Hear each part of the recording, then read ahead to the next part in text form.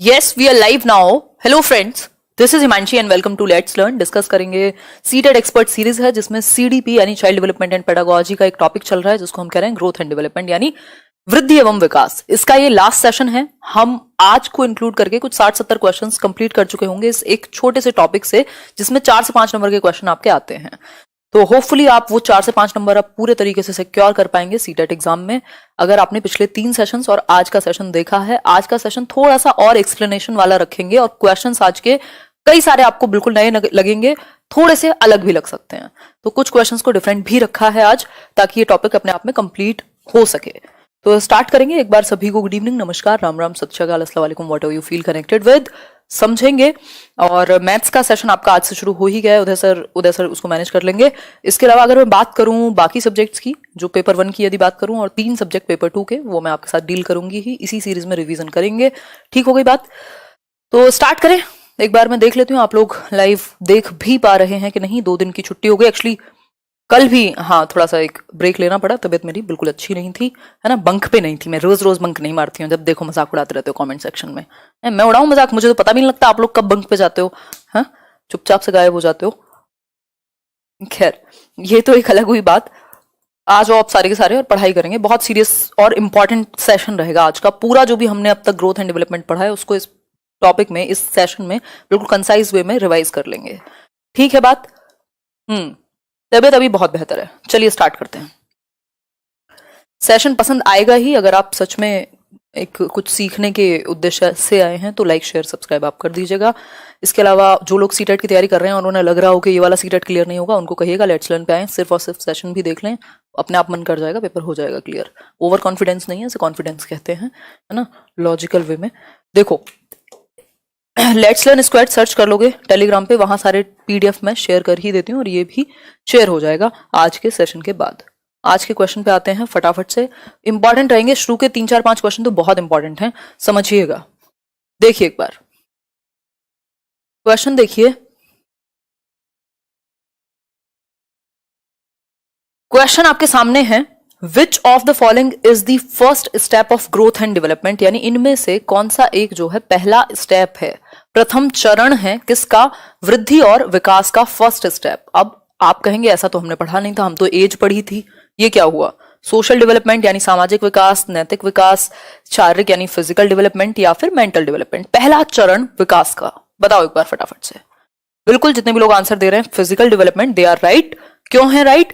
क्योंकि हमने पढ़ा था कि विकास के कुछ डोमेन हैं, कुछ पक्ष हैं, कुछ प्रकार हैं, और हमने एक सीक्वेंस पढ़ा था, फिजिकल यानी शारीरिक, कॉग्निटिव यानी संज्ञानात्मक, सोशल यानी सामाजिक, और इमोशनल यानी सामवेगिक। तो ये जो चारों आयाम हैं, जो ब्रॉड डोमेन्स कहे जाते हैं, मुख्य प्रकार कहे जाते हैं विकास के, ये इसी सीक्वेंस में जन्म लेते हैं। पहले बच्चे का शारीरिक वृद्धि और विकास होगा, शारीरिक रूप से कोशिकाएं बनती हैं, फिर वृद्धि और विकास, वृद्धि हो रही है शारीरिक रूप से, तो फिजिकल डेवलपमेंट पहले होगा, देन आपका कॉग्निटिव संज्ञानात्मक विकास, साथ में भी चलते रहते हैं ये। लेकिन अगर इस सीरीज में देखना हो तो फिर social then emotional, interrelated है आपस में चारों। ठीक हो गई बात? यदि इस तरीके से फर्स्ट स्टेप पूछेगा तो आप कहेंगे शारीरिक विकास, और अगर आपसे पूछ ले कि ये इंटर रिलेटेड है, चारों एक दूसरे को प्रभावित करते हैं, ये बात बिल्कुल निश्चित है, अलग अलग नहीं है। ठीक, 4 डोमेन्स थे किसके? डेवलपमेंट के। क्लियर हो गई बात? मॉरल डेवलपमेंट आपके सोशल डेवलपमेंट से ही संबंधित होता है। मेंटल डेवलपमेंट को हम दूसरी भाषा में कॉग्निटिव कहते हैं। ये सब बाद में आएंगे। पहले क्या आएगा?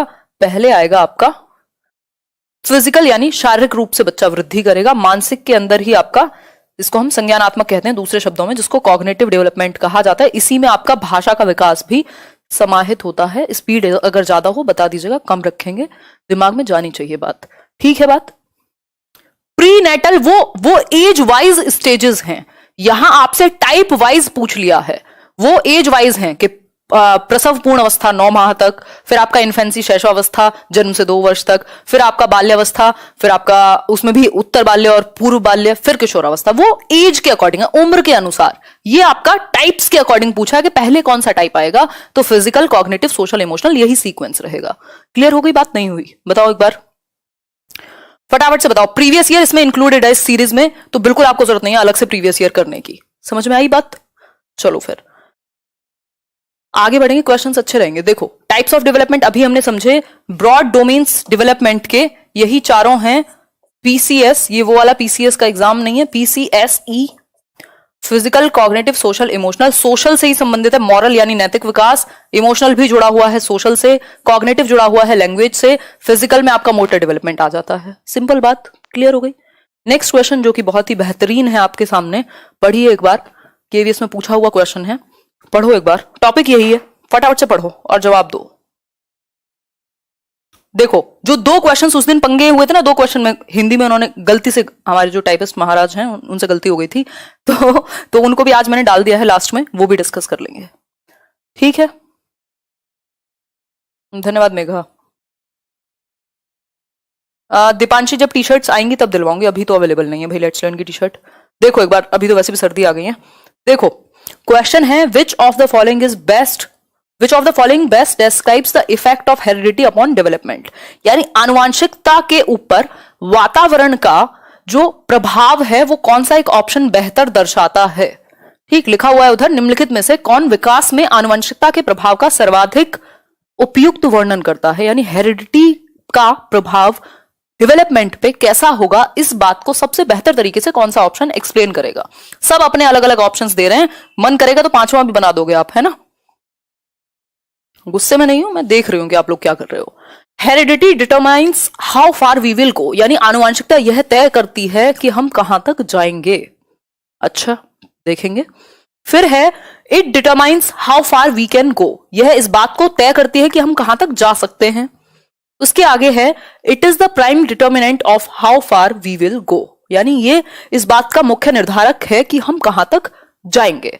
देन नेक्स्ट चीज है it is the prime determinant of how far we can go, यानी ये प्रमुख कारण है जो ये डिसाइड करेगा, निर्धारक है इस बात का कि हम कहां तक जा सकते हैं। बताइए एक बार फटाफट से, है ना।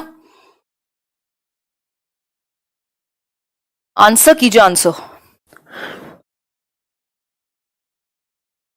चाय पीनी हो तो बना लीजिएगा, मांगिएगा मत मुझसे, वैसे ही कम है। बताओ एक बार।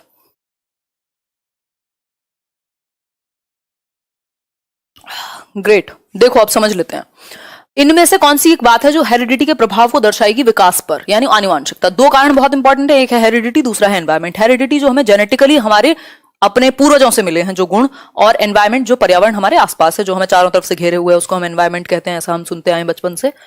कहानी की अगर मैं बात करूं तो heredity it determines how far we can go, option क्या होगा, बी ऑप्शन। यह इस बात को तय करती है कि हम कहां तक जा सकते हैं। अब आप कहेंगे ए क्यों नहीं होगा। Heredity determines how far we will go, we will go का मतलब है आपको पता ही है, पंडित जी ने सुनिश्चित कर दिया है कि इतने ही जाओगे बस, इससे कम पे नहीं रुकोगे, इससे ज्यादा पे नहीं रुकोगे, जबकि ऐसा नहीं है। हेरिडिटी आपको कुछ गुण देती है, आपके अंदर कुछ इनहेरेंट एबिलिटीज हैं, यदि सही एनवायरमेंट मिले तो वो बाहर निकल के आएंगी, निखर के आएंगी। यदि एनवायरमेंट सही नहीं मिला तो हो सकता है आप में कितने भी अच्छे जीन्स थे, आप चोर बन गए, पॉसिबल है कि नहीं।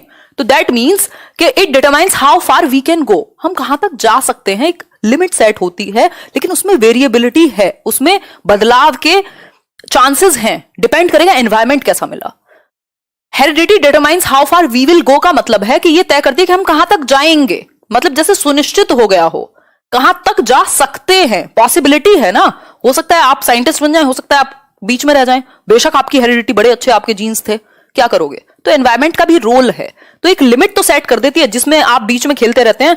हेरिडिटी ने एक लिमिट सेट कर दी, लेकिन वेरिएबिलिटी का ऑप्शन है। ऐसा नहीं है कि पहले ही दिन जन्म हुआ आपका और निश्चित हो गया कि यही होगा अब तो, ठीक। तो बाकी के ऑप्शन वैसे ही हट जाते हैं। प्राइम डिटर्मिनेंट कहना गलत होगा, दोनों का ही अपने आप में कॉम्प्लेक्स, जटिल अन्योन्य क्रिया है, कॉम्प्लेक्स इंटरप्ले है हेरिडिटी और एनवायरमेंट का, इसलिए बाकी दोनों ऑप्शन तो हट ही जाते हैं। प्राइम किसी एक को कहना गलत होगा, दोनों ही इंपॉर्टेंट हैं। कुछ पक्ष में हेरिडिटी ज्यादा इंपॉर्टेंट है, जैसे आपके बालों का टाइप, आपकी आंखों का रंग, आपका बॉडी स्ट्रक्चर।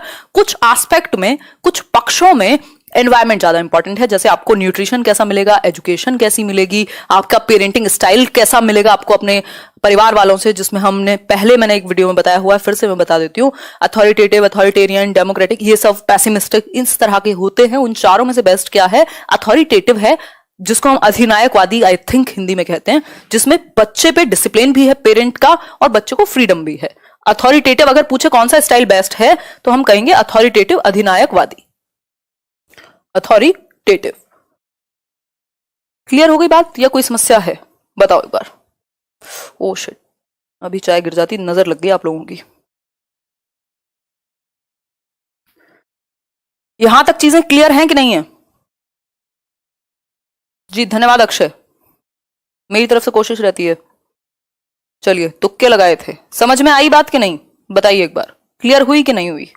क्लियर है तो लाइक शेयर तो करना ही करना है। ये जो 2600 लोगों ने लाइक किया है, बाकी के 2500 लोग कहाँ हैं? 5000 लोग देख रहे हैं, लाइक तो कर दिया करो, आके बता दिया करो हम आए हैं। नेक्स्ट क्वेश्चन जो कि विवादित ही रहता है, गैंग एज किससे एसोसिएटेड है, यानी ग्रो अवस्था किस आयु वर्ग से एसोसिएटेड है ना? Gang age associated with age and delayed development is, किस एक विकास के प्रकार से संबंधित है और किस एज से संबंधित है? बताइए फटाफट से देख करके आंसर कीजिए।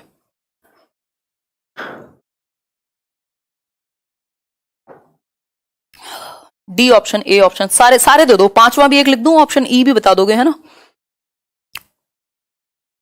Please check what clarity 1080p पे चल रहा है, इससे ज्यादा क्लैरिटी मुझे नहीं लगता एजुकेशन में और स्पेशली टीचिंग में कहीं मिलती है, ऐसा आप ही लोग कहते हैं, मैं तो घमंड नहीं किया कभी। मजाक कर रही हूँ। खैर देखो एक बार देख लेती हूँ, मैं फोन में चेक कर लेती हूँ। एकदम मस्त चल रहा है, एकदम बढ़िया। देखो इतनी अच्छी तो मैं दिखती भी नहीं हूँ जितना दिखा रहा है ये, खैर मजाक कर रही हूँ। देखो gang age associated with age and delayed development is, तो गैंग एज हम कहते हैं लेटर चाइल्डहुड को, जो ग्रो अवस्था है, जब बच्चा ग्रुप्स में रहना पसंद करता है उसको हम गैंग एज कहते हैं। 7 से 11 वर्ष है वैसे इसकी जो आयु है, लेटर चाइल्डहुड उत्तर बाल्यावस्था, लेकिन यहां 7 से 11 वर्ष तो दिया नहीं है, तो आपको दिमाग लगाना पड़ेगा। 3 से 6 वर्ष अर्ली चाइल्डहुड के अंतर्गत आता है, लेटर के नहीं। 16 से 19 एडोलेसेंस में चला जाएगा, 16 से 19 फिर से एडोलेसेंस में चला जाएगा। ऑप्शन बचा क्या? सिंपल एक ऑप्शन बचा है। दो ही तरीके, या तो आप कॉन्सेप्ट लगा लीजिए, आप एलिमिनेट कर लीजिए, या दोनों को ही यूज कर लीजिए, क्वेश्चन गलत नहीं होगा। ठीक, 8 से 10 साल और सोशलाइजेशन, तो इसी के बीच में तो है ये 7 से 11 के, तो 8 से 10 साल, 2-4 साल इधर उधर, 1-2 साल इधर उधर हो सकते हैं। 8 से 10 वर्ष, ठीक हो गई बात। आजकल एक क्वेश्चन पूछता है play age, play age, play age, हालांकि उसका आंसर डिफरेंट होना चाहिए, बट हर जगह पे आंसर जो मानेगा, पंजाब में भी क्वेश्चन आया था, उन्होंने वही कंसिडर किया है अर्ली चाइल्डहुड को, तो कोशिश करके उसी को संभालिएगा। ठीक है, बात समझ में आया क्या? यार अपनी क्वालिटी बढ़ा लो, अगर ब्लर दिख रहा है तो वहां से सेटिंग्स में जाके क्वालिटी बढ़ा लो, 1080p कर लो। आगे बढ़े, नेक्स्ट क्वेश्चन देख लो, थोड़ा सा पूरा देख लो, थोड़ा सा क्यों देखोगे? देखो एक बार, शादी बहुत अच्छी रही तमन्ना जी, टीचर है दीपांशी मम्मी मेरी, फादर भी टीचर ही थे, सिस्टर भी टीचर ही हैं, चाचा जी भी टीचर हैं, चाची जी भी टीचर हैं, मामा भी टीचर हैं, चाचा के बच्चे भी टीचर हैं, और बताओ और कितना बताऊं, पापा के मामा मामी भी टीचर हैं। और कोई और बचा हो तो बता देती हूँ, मतलब अरे गुस्से में नहीं हूँ यार, मजे में हूँ, बहुत ज्यादा मजे में हूँ, मैं क्वेश्चंस पे ध्यान दिला रही हूँ आपके। ऐसे ऐसे कमेंट करते हो, देखो इंटरेक्शन जरूरी है, अगर लाइव नहीं होगा तो रोबोटिक हो जाएंगे, और मेरा और आपका रोबोटिक होने का कोई फायदा नहीं है, वैसे ही हम लोग कैमरा के थ्रू जुड़े हुए हैं। बताओ एक बार, आंसर करो। Genes and chromosomes transfer dash aspects from the parents to the child at the time of conception in the mother's womb, मतलब कि जीन्स एंड क्रोमोसोम्स, जीन्स आप जानते हैं जो आपकी हेरिडिटी में इंक्लूडेड होते हैं, क्रोमोसोम्स हमने पढ़ा है, X chromosome, Y chromosome, X X होगा तो लड़की, एक्स वाई होगा तो लड़का। कितने क्रोमोसोम्स के पेयर होते हैं? 23 पेयर होते हैं, 23 जोड़े होते हैं गुणसूत्र के, है ना? टोटल क्रोमोसोम पूछ ले तो 46 टोटल गुणसूत्र होंगे। ठीक हो गई बात। जो ये 23 क्रोमोसोम है, सुनते रहिएगा, 23 क्रोमोसोम है, इनमें से जो 22 क्रोमोसोम है इनको ऑटोजोम कहा जाता है, क्योंकि ये सारे सेम होते हैं। जो आपका 23वां गुणसूत्र है ये डिसाइड करेगा कि बच्चे का सेक्स क्या होगा, वो लड़का होगा या लड़की होगी, इसलिए इसको सेक्स क्रोमोसोम कहा जाता है। और शुरुआत के 22 को ऑटोसोम्स कहा जाता है। ठीक हो गई बात यहां तक की?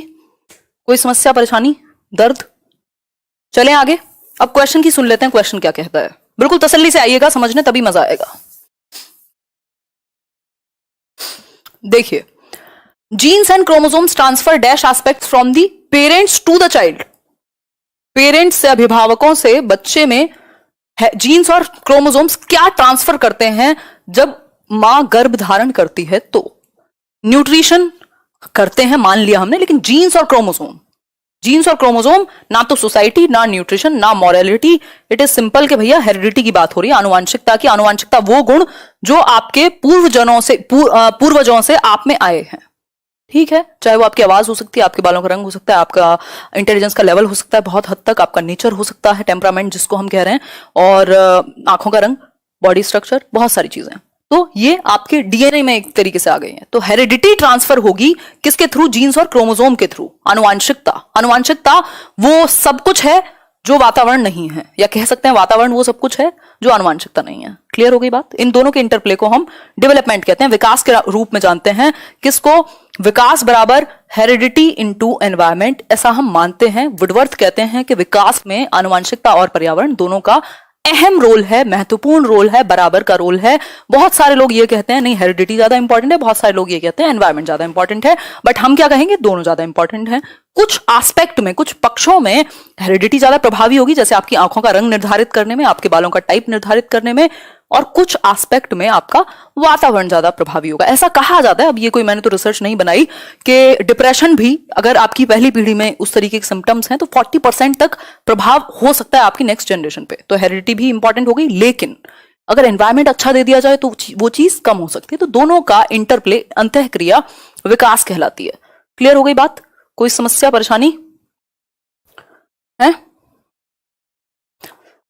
बिल्कुल सही कह रहे हो अमित जी, 6000 लोग लाइव हों और सिर्फ 3900 लाइक हों तो इसको कहते हैं कि देख के चले जाओ, चुपचाप से तारीफ मत करो। देखो एक बार फिफ्थ क्वेश्चन देखो, फिफ्थ क्वेश्चन देखो।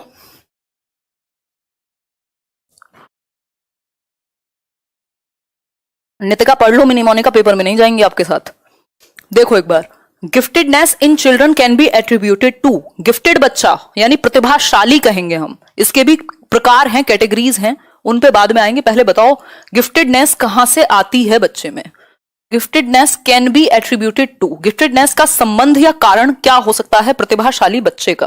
प्रतिभाशाली बच्चा, टर्मन कहते हैं कि 140 से ज्यादा बुद्धि लब्धि हो, और भी कुछ गुण हैं, अभी बात करेंगे।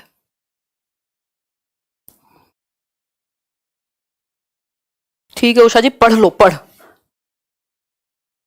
जितने एंटरटेनमेंट की जरूरत है उतना हो जाता है बातों में, नाम की मत कहो अभी। बताओ एक बार फटाफट से। सक्सेसफुल पेरेंट्स, गिफ्टेडनेस जरूरी है, ऐसा भी देखा गया, लॉ ऑफ रिग्रेशन कहते हैं आई थिंक इसको, मेंडल के लॉज में से, कि पेरेंट्स बहुत ज्यादा इंटेलिजेंट हैं लेकिन बच्चे बिल्कुल ही ऑपोजिट हो गए। तो जरूरी नहीं है कि सक्सेसफुल पेरेंट्स ही हैं इसका reason. Discipline, routine, not at all, या फिर हम कहें नॉट सो इंपॉर्टेंट। आगे बढ़ते हैं, an interplay between heredity and environment, या फिर आ रिसोर्स रिच एनवायरमेंट। अगर बिल्कुल ही बच्चा स्लो है, बुद्धि के मामले में इडियट है, 0 से 25 IQ है, क्या करोगे रिच एनवायरमेंट देके? क्या गिफ्टेड बन जाएगा? नहीं बन पाएगा। तो गिफ्टेडनेस पे ज्यादा प्रभाव हेरिडिटी का है अगर कहा जाए तो। ठीक है, तो an interplay between heredity and environment, लेकिन एनवायरमेंट भी उतना ही इंपॉर्टेंट है। ठीक है, आपकी जो खतरनाक न्यूज है, चाहे कितने भी इंटेलिजेंट माँ बाप के बच्चे हो, एनवायरमेंट भी अच्छा होना पड़ेगा। तो हेरिडिटी एंड एनवायरमेंट के बीच में जो अन्योन क्रिया है उसकी वजह से गिफ्टेडनेस होती है। अब ये गिफ्टेडनेस क्या बवाल है, इसको समझते हैं। गिफ्टेडनेस को समझ लेते हैं। अच्छा, मोटिवेशन पढ़े हैं आज हम 8 बजे की क्लास में। अरे यार चलो आगे, हाँ देखो, अगर मैं बात करूं गिफ्टेडनेस की, हम बात कर रहे थे गिफ्टेडनेस यानी प्रतिभाशाली बच्चा, ये भी कई प्रकार हैं इसके। गिफ्टेडनेस, इसमें 3 प्रकार कह सकते हो आप। एक है इंटेलेक्चुअली ब्राइट, जिसको हम IQ के आधार पे बांट देते हैं। इंटेलेक्चुअली ब्राइट बच्चा, जिसका इंटेलेक्ट, जिसका दिमाग ज्यादा हाई है, जिसका IQ ज्यादा हाई है, यानी IQ कितना होगा? More than 140। ठीक, 120 प्लस भी हो सकता है इंडियन कॉन्टेक्स्ट में, बट हम कंसिडर कर रहे हैं यहां टर्मन की बात को। 140 होना चाहिए, इक्वल और मोर देन 140। ठीक है बात, ये हुआ गिफ्टेड। दूसरा बच्चा हुआ, इसी में जो एक कैटेगरी है वो है क्रिएटिव बच्चे की, यानी कुछ नया सृजन कर सकता है, पेंटिंग, कुछ भी हो, क्रिएटिविटी कुछ अलग हटके।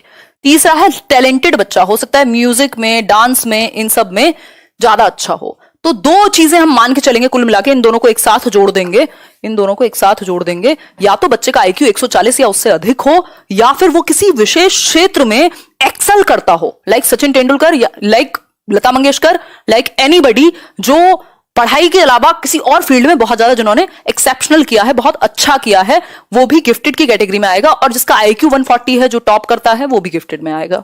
गिफ्टेड बच्चे की कुछ विशेषताएं होती हैं, ये बहुत ज्यादा क्यूरियस पाए जाते हैं, जिज्ञासु पाए जाते हैं, इनको सीखने में बहुत मजा आता है, बहुत सारे सवाल पूछते हैं और जल्दी से समझ लेते हैं चीजों को। इनकी मेमोरी यानी स्मृति स्तर अच्छा होता है, अपनी एज से बड़े एज के बच्चों से इनकी दोस्ती पाई जाती है ना।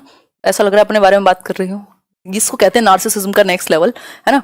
इनका जो एकेडमिक हिसाब किताब है वो खराब हो सकता है यदि अपॉर्चुनिटीज ठीक ना मिले। तो यदि इनको सही टीचिंग में गाइडेंस नहीं मिला या उस तरीके की चीजें हुई तो हो सकता है ये उस लेवल तक ना पहुंच पाए जिस लेवल तक पहुंच सकते हैं। इसलिए टीचर का रोल बहुत अहम है। बहुत सारे टैलेंट को हम नहीं पहचान पाते क्योंकि हम में कमी है एज अ सिस्टम। तो कुल मिला के बात हो गई गिफ्टेडनेस की, या तो IQ 140 प्लस या फिर किसी विशेष क्षेत्र में एक्सेल करेंगे।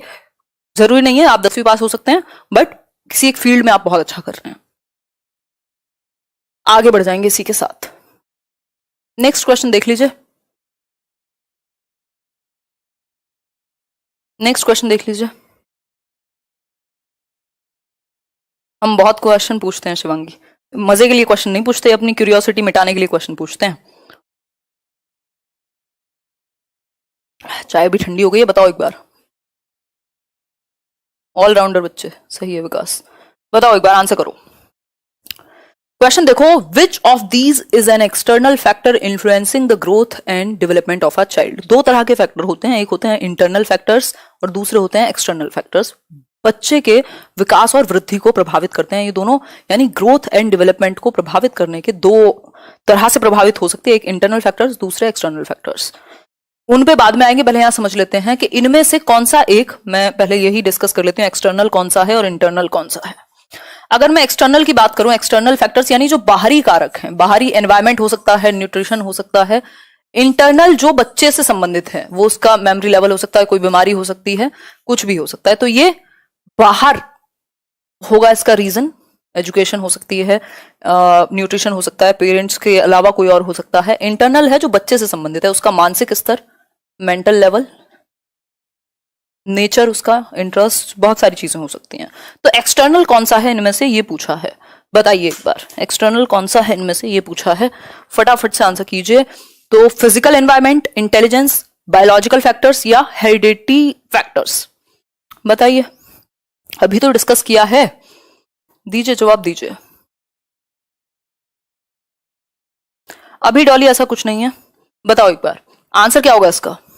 नेक्स्ट आंसर आ रहे हैं, फिजिकल एनवायरमेंट, बिल्कुल, शारीरिक पर्यावरण। अब फिजिकल एनवायरमेंट का मतलब है यहां जो बाहरी वातावरण है। एक है जो इंटरनल वूम्ब के अंदर है एनवायरमेंट, वो इंटरनल है, जो माता की गर्भ के अंदर है वो इंटरनल है। लेकिन एक्सटर्नल या फिजिकल एनवायरमेंट जो आसपास है उसके, पेड़ पौधे, झरने, कोई भी हो सकता है, गली मोहल्ला, कुत्ते बिल्ली, ये सब क्या है, फिजिकल एनवायरमेंट के अंतर्गत आएंगे, यानी एक्सटर्नल है यानी बाहरी है। एक्सटर्नल है यानी बाहरी है, ठीक। इंटेलिजेंस मैंने कहा उसका जो बौद्धिक स्तर है, जो उसका मेंटल लेवल है, वो इंटरनल है, वो उसकी हेरिडिटी से डिसाइड हुआ है, ठीक।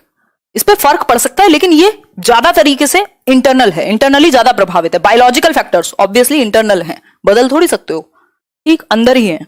व्यक्ति से संबंधित है तो इंटरनल, बाहर से रिलेटेड है तो एक्सटर्नल, सिंपल याद रखेंगे, ठीक। ये भी एक्सटर्नल हो गए, सॉरी ये भी इंटरनल।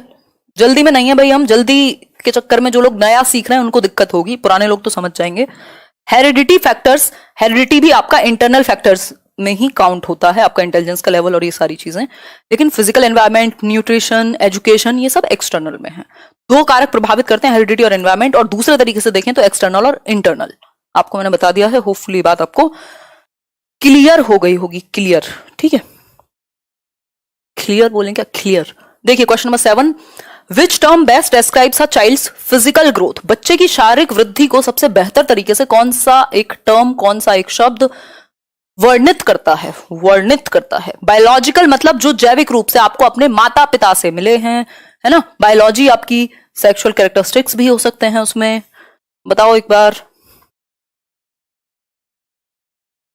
अभिषेक जी का नाम ले लिया है, सुपर चैट किए थे, बट इतने बड़े सेशन में मैं नहीं देख पाती हूँ सुपर चैट भी, है ना, क्योंकि बहुत सारे लोग हैं, हम 6,500 लोग जुड़े हुए हैं, सिर्फ 5,000 लोगों ने लाइक किया है। कहाँ लेके जाओगे लाइक बचा बचा के, डिसलाइक वालों को तो कहना नहीं पड़ता, आप लोगों को कहना पड़ता है, कोई बात नहीं, इससे हमें पता लगता है कि आपको सेशन देखना पसंद है। देखिए एक बार, फिजिकल ग्रोथ बेस्ट तरीके से कैसे डिस्क्राइब की जा सकती है, तो सिंपल आंसर है, आंख बंद करके बता दोगे, क्वांटिटेटिव यानी मात्रात्मक। वृद्धि जो है वो मात्रात्मक ज्यादा है ना, मात्रात्मक है ज्यादा, क्वांटिटेटिव है ठीक है बात। स्ट्रक्चरल परिवर्तन यानी आपके स्ट्रक्चर में जो परिवर्तन है वो वृद्धि से संबंधित हैं, जो फंक्शनल चेंजेस हैं वो विकास से संबंधित है। ये क्वालिटेटिव भी किससे संबंधित है? विकास से। तो इसको हम कह सकते हैं ये डेवलपमेंट का हिस्सा हुआ। लेकिन बात वृद्धि की चल रही है, फिजिकल ग्रोथ की, तो ये क्वांटिटेटिव होती है। आप अपनी हाइट को, वेट को मेजर कर सकते हैं, क्वांटिटी में, मात्रा में माप सकते हैं, और वृद्धि को आप माप सकते हैं। विकास जरूरी नहीं है कि मापा जाए, विकास के कुछ हिस्से तो माप सकते हो, सब कुछ नहीं। तो विकास क्वालिटेटिव है, क्वालिटेटिव एंड क्वांटिटेटिव बोथ है यदि आपको ऑप्शन में मिले तो, नहीं तो आप क्वालिटेटिव के साथ चले जाएंगे चुपचाप से। कॉन्सेप्चुअल अंडरस्टैंडिंग भी क्वालिटेटिव में ही आती है, अनऑर्गेनाइज तो कुछ मतलब ही नहीं हुआ, है ना। आगे बढ़ेंगे, 8th क्वेश्चन पे हम प्रस्थान करेंगे। देखिए एक बार, इनमें से कौन सा जो है बाल विकास का सिद्धांत है? मुझे लग रहा है यही क्वेश्चन था ना उस दिन जिसमें प्रॉब्लम हुई थी हिंदी में।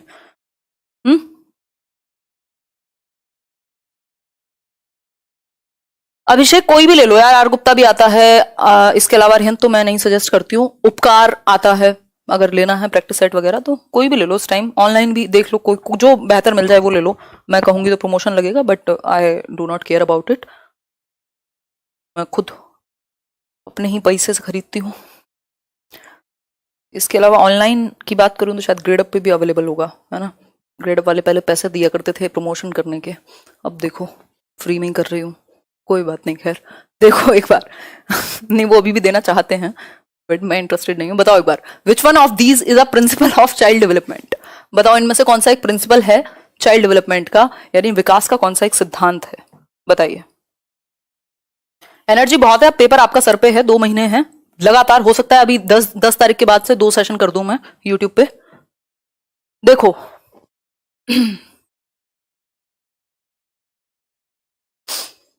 देखिए क्वेश्चन है, which one of these is a principle of child development? तो development occurs due to interaction between maturation and experience. सुंदर बात। Experience is the sole determinant of development. ये कहना गलत होगा कि सिर्फ अनुभव से ही विकास होता है, वातावरण भी तो कोई चीज है, और भी तो कोई चीज है। Development is determined by reinforcement and punishment. ये बात गलत है, ये बिहेवियरिस्ट मानते हैं। आज की डेट में कंस्ट्रक्टिविस्ट अप्रोच हम फॉलो करते हैं एनसीएफ के अकॉर्डिंग, रचनावाद को, जो पनिशमेंट और रिवॉर्ड पे बहुत ज्यादा फोकस नहीं करता। Development can accurately predict the pace of each individual child. Accurately नहीं कर सकते, आप अनुमान तो लगा सकते हैं विकास के सिद्धांतों में, ये बात तो है कि प्रिंसिपल ऑफ प्रिडिक्टेबिलिटी यानी पूर्व अनुमान लगा सकते हैं आप, लेकिन पूरे तरीके से एक्यूरेट हो जरूरी नहीं है ना। वो जो बात मैं आपको कहती रहती हूँ कि पूत के पांव पालने में दिख जाते हैं, ऐसा कहा जाता है, मतलब प्रिंसिपल ऑफ प्रिडिक्टेबिलिटी है कि आप कुछ हद तक पूर्वानुमान लगा सकते हैं बच्चे की हरकतों को देखते हुए, उसकी स्टेजेस में ऑब्जर्व करके, टीचर भी, लेकिन पूरी तरीके से सही हो। कई बार क्या होता है, कोई टीचर या कोई व्यक्ति कहता है यार इससे तो कुछ हो ही नहीं पाएगा। अगर हम थॉमस एल्वा एडिशन की बात करें तब तो फेल हो गई सारी प्रेडिक्शन जो उन्होंने किया उस तरीके से। तो प्रेडिक्शन बिल्कुल एक्यूरेट हो ये जरूरी नहीं है, कुछ हद तक आप प्रेडिक्ट कर सकते हो। फर्स्ट ऑप्शन पे आते हैं, development occurs due to interaction between maturation and experience. Maturation is something जो आपकी हेरिडिटी से ज्यादा प्रभावित है, आपकी आनुवंशिकता से ज्यादा प्रभावित है। अभी इस पे बात करेंगे, व्हाट इज मैच्योरेशन, और अनुभव जो आपको अपने एनवायरमेंट से मिलेगा। ठीक हो गई बात, दोनों ही इंपॉर्टेंट है। ये विकास का सिद्धांत है कि हेरिडिटी एंड एनवायरमेंट का इंटरप्ले है डेवलपमेंट। क्लियर हो गई बात? कोई समस्या बताओ।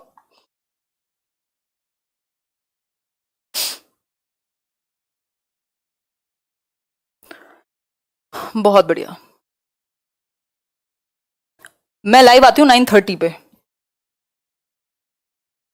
और उदय सर भी आएंगे अब कभी कभी, वो आपने उन्होंने बताई दिया होगा।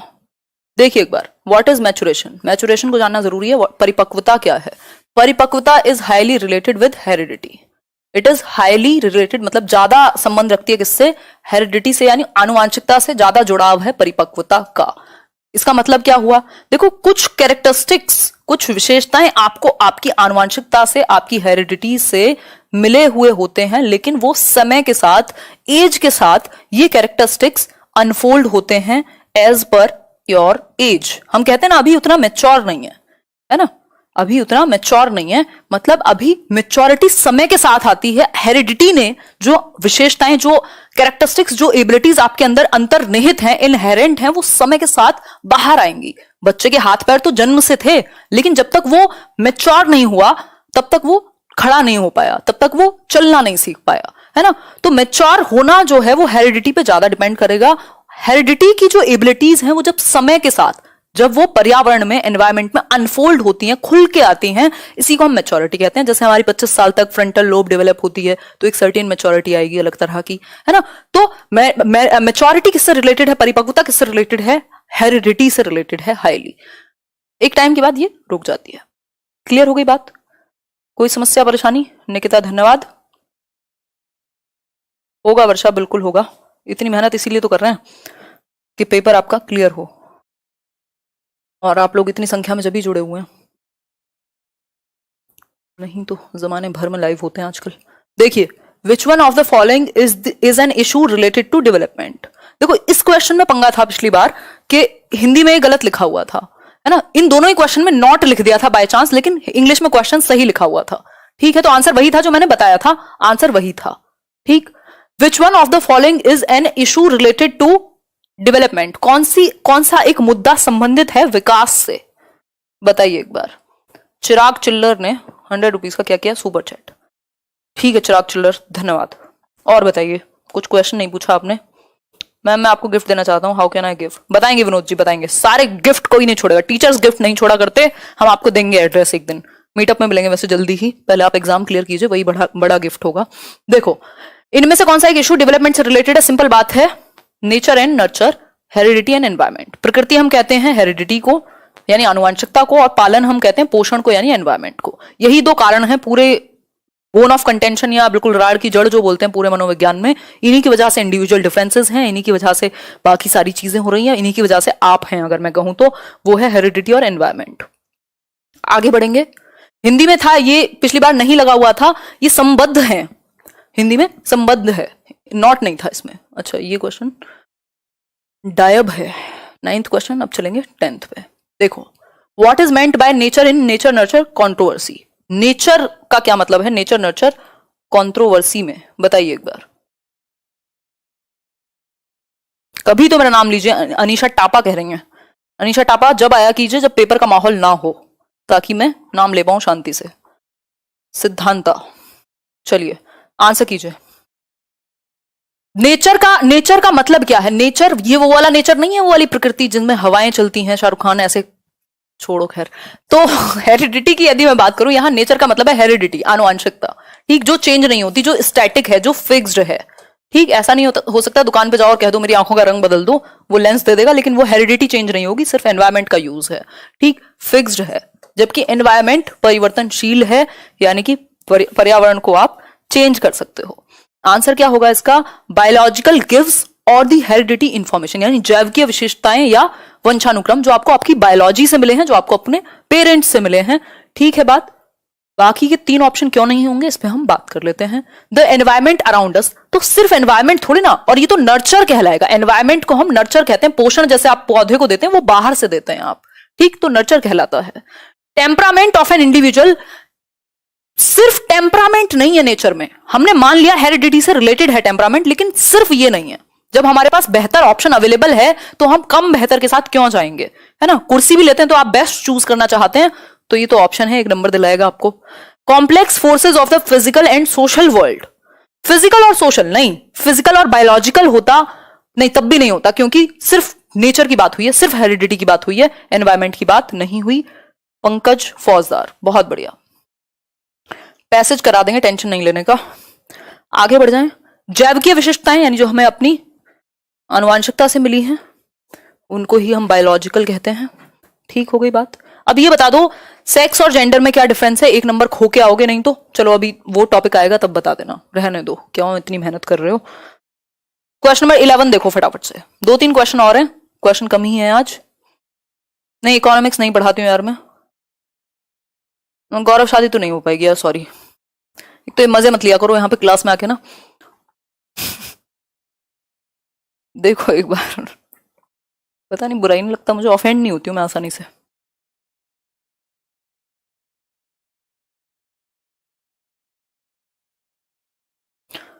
सिद्धांता जहारिया, नाम ले लिया आपका, और बताओ।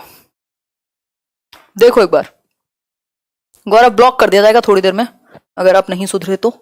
विच one of the following statements about development is correct, यानी इनमें से कौन सा एक स्टेटमेंट विकास के बारे में सही है, तो development proceeds from birth to adolescence in a forward manner and then it goes backwards. विकास जन्म से किशोरावस्था तक आगे की ओर बढ़ता है और फिर पीछे की ओर। मतलब 18 वर्ष तक तो आप क्या हैं, बढ़े चले जा रहे हैं, और 18 वर्ष के बाद आप गिर जाएंगे, फिर तो हम खत्म हो चुके होते हैं आजकल, जिस हिसाब से मेरी और आपकी उम्र हो गई है ना। या फिर B option, development changes go forward in a straight line. सिर्फ स्ट्रेट लाइन में नहीं होते, ऊपर नीचे हो सकते हैं, स्पाइरल हैं, स्पाइरल हैं। देखो यहां मजाक सिर्फ मैं करूंगी, ठीक है, आप करोगे लेकिन लिमिट्स में। देखो एक बार, development occurs at a different rate among different individuals. ये बात प्यारी सी लग रही है कि इंडिविजुअल डिफरेंसेस होते हैं, व्यक्तिगत विभिन्नताएं होती हैं, सारे विकास के जो सिद्धांत हैं सब पे एक जैसे लागू नहीं होते, थोड़ा बहुत चेंजेस होता है, वैसे होते हैं लागू, लेकिन अंतर हो सकता है दो इंडिविजुअल्स में, ठीक। फिर है development occurs at a very fast pace from birth till adolescence. ये तो फिर से वही बात हो गई, ये तो ग्रोथ है जो एक टाइम के बाद जाके रुक जाएगी, लेकिन डेवलपमेंट तो चलता रहता है। पूर्णिमा सिंह।